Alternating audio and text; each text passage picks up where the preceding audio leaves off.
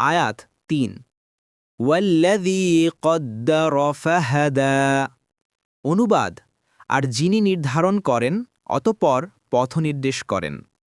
তাফসীর ১ নং ফুটনোটের বিবরণ, অর্থাৎ প্রতিটি বস্তুকে তাকদীর নির্ধারণ করেছেন, প্রতিটি জিনিস সে তাকদীর অনুসরণ করছে।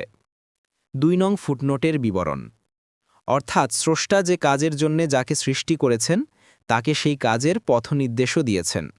সত্যিকারভাবে এ পথনির্দেশে আকাশ ও পৃথিবীর যাবতীয় সৃষ্টিই অন্তর্ভুক্ত আছে, কেননা এক বিশেষ ধরনের বুদ্ধি ও চেতনা আল্লাহ তাআলা সবাইকে দিয়েছেন, যদিও তা মানুষের বুদ্ধি ও চেতনা থেকে নিম্ন স্তরের।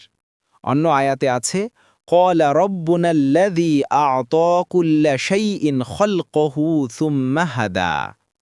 তিনি বললেন, আমাদের প্রতিপালক তিনিই, যিনি প্রত্যেক বস্তুর জন্য তাকদীর নির্ধারণ করেছেন, তারপর পথনির্দেশ করেছেন। সূরা তহা আয়াত ৫০। এ হিসেবে আলোচ্য আয়াতের অর্থ, আল্লাহ তাআলা প্রত্যেক বস্তুকে সৃষ্টি করে এর জন্য তাকদীর নির্ধারণ করেছেন, তারপর সে তাকদীর নির্ধারিত বিষয়ের দিকে মানুষকে পরিচালিত করছেন।